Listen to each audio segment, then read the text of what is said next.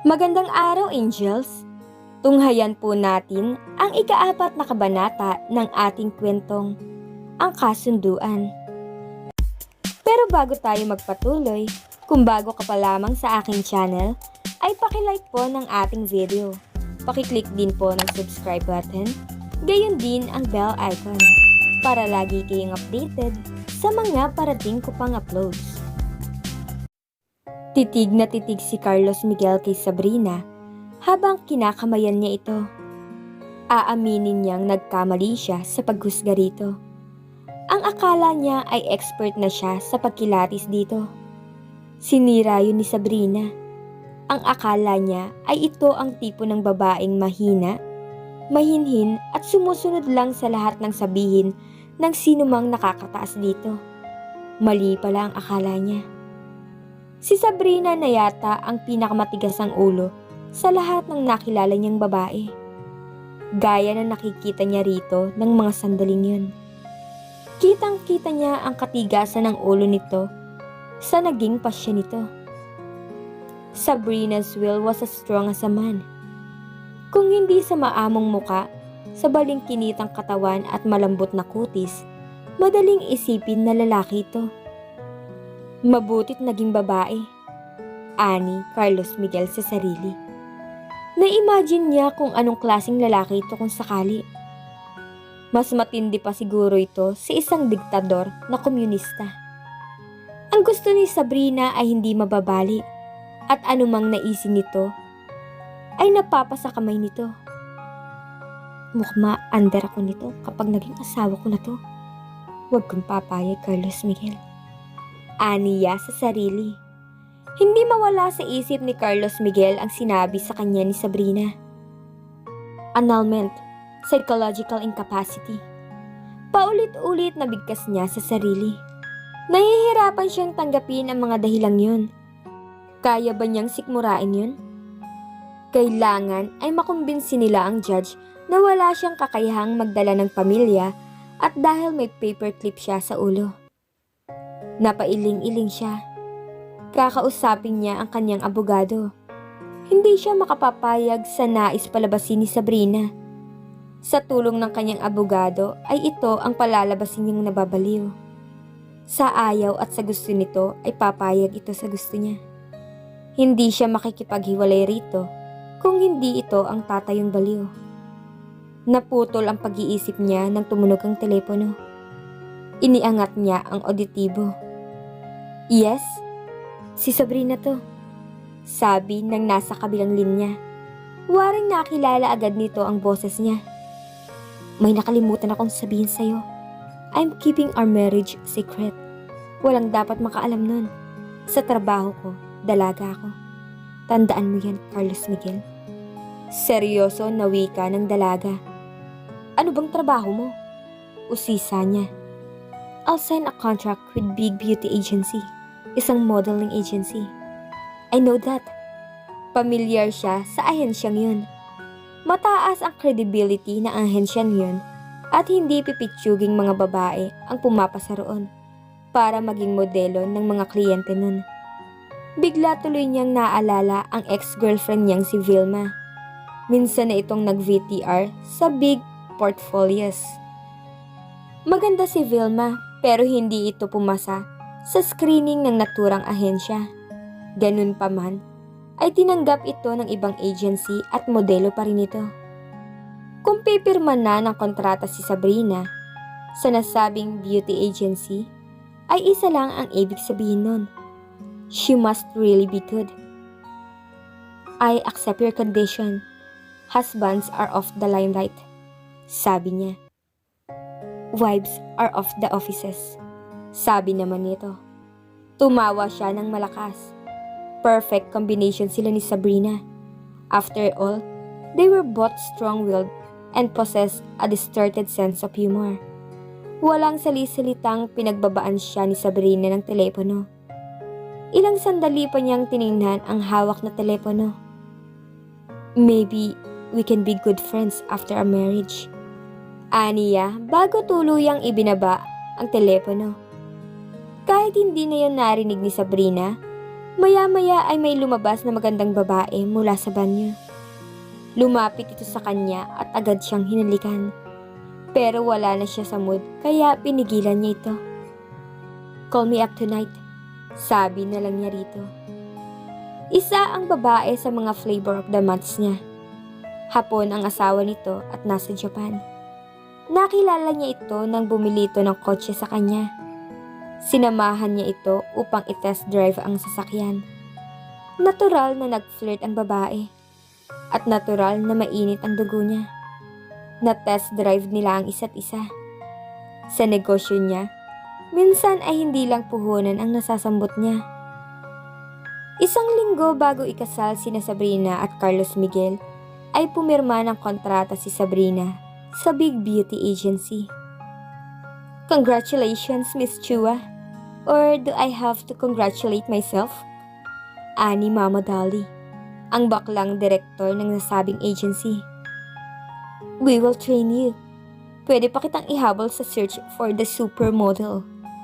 Sa tingin ko hindi ako mahihirapan sa iyo. Natural ang pagka-graceful mo. Sige nga, lumakad ka iha. Follow the line."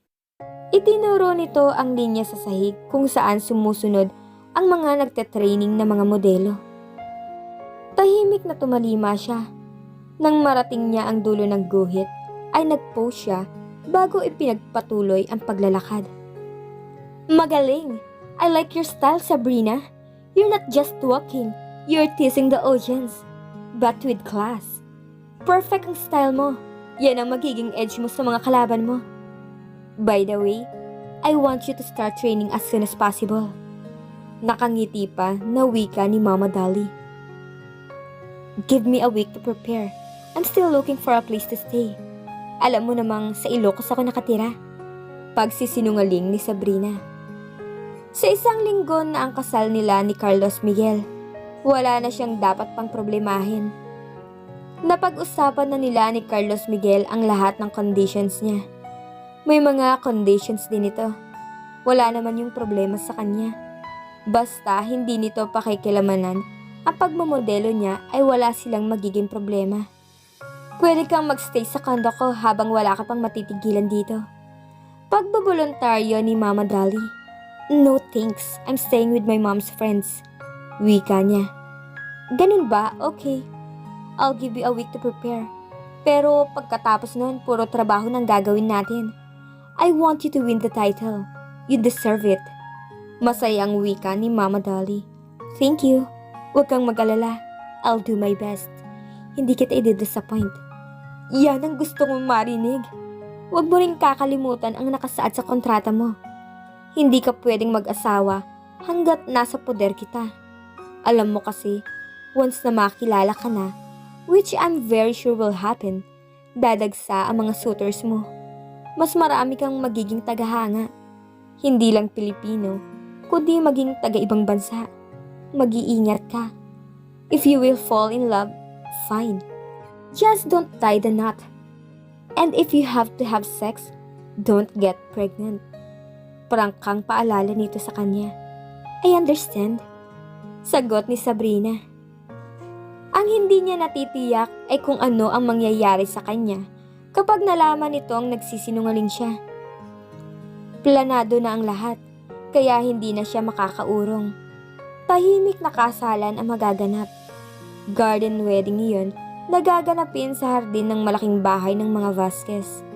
Gusto ng mga magulang nila Carlos Miguel na sa San Agustin Church sila ikasal, pero tumutol siya. She wouldn't take that risk.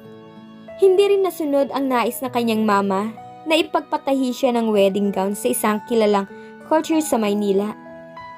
Sa halip, sa Ilocos siya nagpatahi ng kanyang wedding gown. Ikinatuwiran niya na paborito niya mga designers doon. Napakiusapan din nila ang mga officiating priest na wag na yung i-announce sa misa ang kasal nila ni Carlos Miguel dahil malaki namang magbigay ng donasyon ang mami ni Carlos Miguel sa parokya ng mga ito. Pumayag naman ang pari. Malalapit na kamag-anak lang din ang kanilang magiging bisita. Iginiit niyang hindi siya pabor sa isang engrandeng kasal. Na mas makabubuti ang simple at tahimik na kasal para na rin sa kapakanan nila ni William. Sinabi niyang yun ang paraan niya sa paghingi ng paumanhin dito. Ang wag nang malaman ng lahat na nabali ang kanilang engagement dahil nasa lisihan ito ng pinsan nito. Natouch naman ang mami ni William. Niyakap pa siya nun at abot-abot ang pasasalamat sa kanya. Araw ng kasal nila ni Carlos Miguel. Titig na titig siya kay Sabrina. Kahit napakasimple ng suot nitong wedding gown, ay eleganteng-elegante pa rin itong pagmasdan.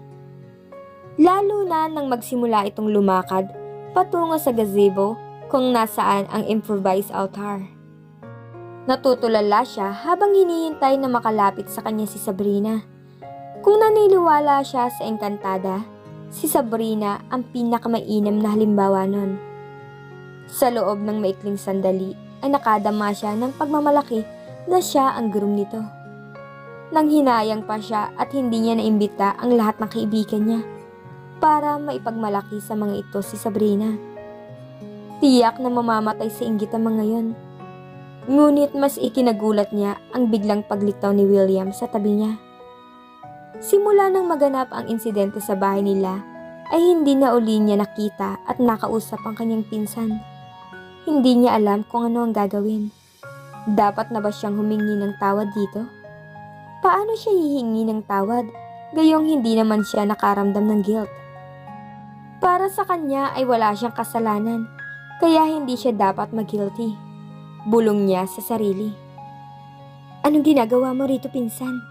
Sa wakas ay nagawa niyang itanong. Ako ang best man mo, kaya dapat lang ako nandito. Buong pagmamalaki pang sabi nito. Ngingiti-ngiting inayos pa nito ang suot na barong Tagalog. Best man? Hindi ba't si... Aba, ako ang dapat na tumayong best man mo. Daig pa natin na magkapatid, diba? You're my big brother. Congratulations. Kinamayan siya nito. Hindi ka galit sa akin. I mean, nope. Mas bagay kayo ni Sabrina. Look at her. She's a goddess. Alam kong hindi ka lugi sa kanya. She's as pure and fresh as those lilies. Anong ibig mong sabihin? Nagtatakang sabi ni Carlos Miguel. Kilala niya ito. Alam niya ang galaw ng mga mata nito kapag may ginawa itong kalokohan. Wala akong maibibigay na regalo sa'yo. Sapat na siguro si Sabrina. Habang buhay mo siyang pakikinabangan. Akala ko ay nagkamali ako sa desisyon. But seeing her now, seeing you now, I know you're meant for each other. Nakangiti pa na wika ni William. Naningkit ang mga mata niya. Anong ginawa mo? Tell me the truth. Gigil na gigil siya sa kanyang pinsan. Kung hindi dahil sa matalim na sulyap sa kanya ng mama niya, dahil sa pagtatalo nila ni William, malamang na nasakal na niya ang pinsan. I'm leaving for the States tomorrow to fulfill my dreams. You know, the one I'm always talking about. Hindi yun matutupad kung magpapakasal kami ni Sabrina. I won't say sorry, cousin, because I know this is all for your own good. Proud ako na ako ang naging tulay niyo ni Sabrina. I saw your reaction when you first saw her. You're in love with her. At alam ko na kayo talaga para sa isa't isa. In love mo ang mukha mo. Singhal ni Carlos Miguel sa pinsan. Alam mo ba kung gaano kalaking kahihiyan ang idinulot mo sa akin? Alam mo ba kung paano ako napagpintang ng rapist? Babaero ako, oo, pero hindi ako rapist. Kung inaakala mong we will live happily ever after, tama ka. Magiging maligaya kami ni Sabrina pagkatapos ng kasal na to. Dahil maghihiwalay rin kami. Napag-usapan na namin ang tungkol sa annulment. Inis na wika ni Carlos Miguel.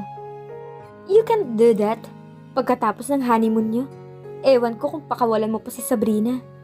Nakasisigurong sabi nito. Walang mangyayaring honeymoon. Kasama yun sa napagkasunduan namin. Sininyasan na naman siya ng kanyang mama na tumahimik. Masyadong malakas ang bulungan nila ni William. I doubt kung papayag ka na ganun. Kilala kita, pinsan. Naputol ang iba pang sasabihin ni William nang makalapit na sa kanila si Sabrina at ang biyanan niya. Pagkatapos niyang magmano sa kanyang mga biyanan, ay ibinigay ng mga ito sa kanya si Sabrina. Sabay silang nagtungo sa altar. "You may now kiss the bride," anunsyo ng pari. Napatingin si Sabrina kay Carlos Miguel.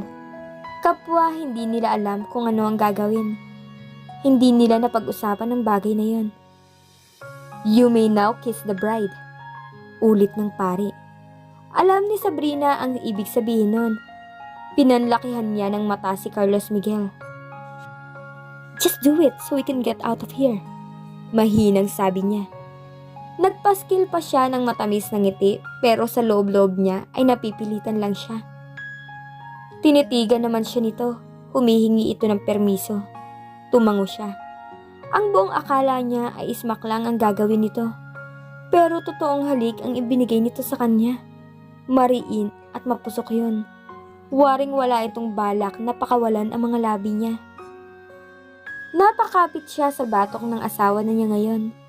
Noong una ay nakikiramdam lamang siya sa galaw ng mga labi nito.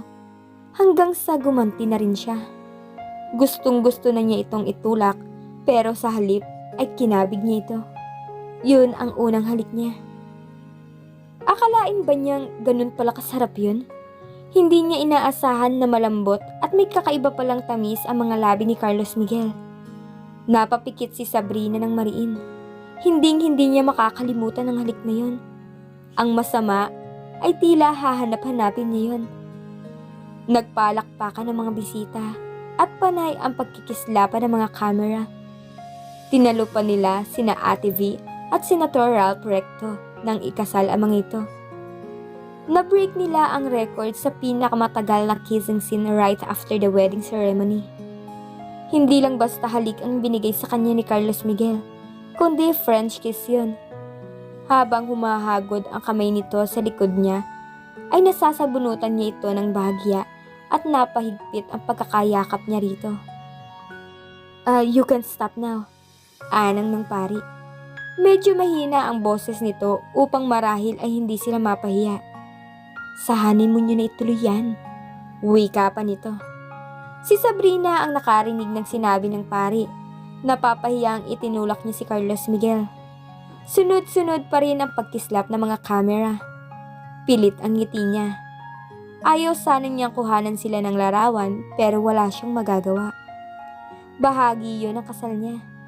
Sigurado siyang nagkalat na ang mga lipstick niya at damang-dama pa niya na basa ang paligid ng labi niya. Hiyang-hiya naman si Carlos Miguel. Gusto na niyang maglaho sa kinatatayuan niya kung bakit hindi niya napigilan ang kanyang sarili. "Tanga mo, Carlos Miguel, nagpadala ka sa halik ng asawa mo," bulong niya sa sarili. Pero kasalanan din ni Sabrina. Hindi agad siya itinulak nito. Hindi na sana siya napahiya ng todo. Ang totoo ay wala siyang balak na patagalin ang halik na ibinigay niya kay Sabrina. Pero nang maglapat ang kanilang mga labi, hindi na niya nagawang pakawalan ng mga labi nito. Wala siyang gustong gawin, kundi ang kinin ng mga yon. Hindi niya maipaliwanag kung ano ang mararamdaman niya. Ang nasisiguro niya ay ang katotohanang masarap hagkan ang mga labi nito. Nanunuot din sa ilong niya ang bango nito. Hindi siya magtatakang kung 3 araw mang hindi ito maligo ay mabango pa rin ito. Kung pwede nga lang nahilahin niya ang oras para matapos na ang mga kuskus balungos. Ngunit hindi naman papayag ang mga magulang nila na umalis agad sila. Kailangang makamayan muna nila ang lahat ng bisita at ma-entertain ang mga yon sa wedding reception. Kailangan din nilang magpalipad ng mga kalapati at maghiwa at magsubuan ng cake. Pero sa hindi may paliwanag na dahilan, isang bahagi ng pagkatao niya ay nag-e-enjoy sa mga seremonyas na yon. Pakiramdam niya ay ganun din si Sabrina. Hindi niya nakita ang kumunot ang noon nito. Parang enjoy na enjoy ang bride niya. Lalo na nang nasa reception na sila at umpisahan na ang tradisyon. Kung todo ang ngiti nito nang ihagis nito ang bouquet nito. Isang teenager ang nakasalo nun. Napadyos ko po ang ina ng dalagang yun, nahiyang-hiya rin pero natutuwa rin naman. Kapag kuwan ay umupo si Sabrina at kinuha niya ang garter sa isang hita nito. Hindi na niya yon inihagis. Bagkos ay tahasan niya yung iniabot kay William. Ikaw ang susunod na ikakasal, insan. Maraming salamat sa lahat. Aniyang puno ng sarkasmo. Bali wala naman dito ang patutsada niya. Nginisian pa siya nito. Pinsan, hindi mo ba alam na the best man never gets the bride? Wika nito. Parang si Joker ang ngisi. Pinapwesto ng cameraman ang teenager at si William sa tabi nilang mag-asawa. Ilang beses silang kinuhanan ng larawan. Pagkatapos ay hinila niya ang dalawa at pinakuhanan ng solong litrato. Sinaway siya ni Sabrina. Hindi raw bagay ang dalawa at baka magalit ang mga magulang ng dalaga. Hindi niya ito pinansin. Desidido siyang makaganti kay William. Kahit man lang sa ganong paraan. Binalingan niya ang cameraman. Manong, kuhaan niyo sila ng picture. Atas niya. Pagkatapos ay binalingan naman niya si William. Insan, mademanda ka sana at makulong sa salang child abuse. Nakaingos na wika ni Carlos Miguel. Nakaw, malabo yun, insan. Give us 10 years at hindi na child abuse ang tinatawag dito. Di ba, ne? Kinabig pa nito ang balikat ng teenager. Ne, mag-iingat ka sa lalaking yan. Makamandag yan. Babala naman niya sa dalaga. Ninitian lang siya nito. Parang ipinagmamalaki pa nito ang gold-plated nitong braces na lalong ikinainis ni Carlos Miguel. At dito na po nagtatapos ang ika-4 na kabanata ng ating kwentong Ang Kasunduan. May maganap kayang honeymoon sa dalawang bagong kasal? Matupad kaya nila ang mga pinag-usapan nilang kasunduan? Sana ay muli niyo akong samahan sa mga susunod pang kabanata. Maraming salamat po.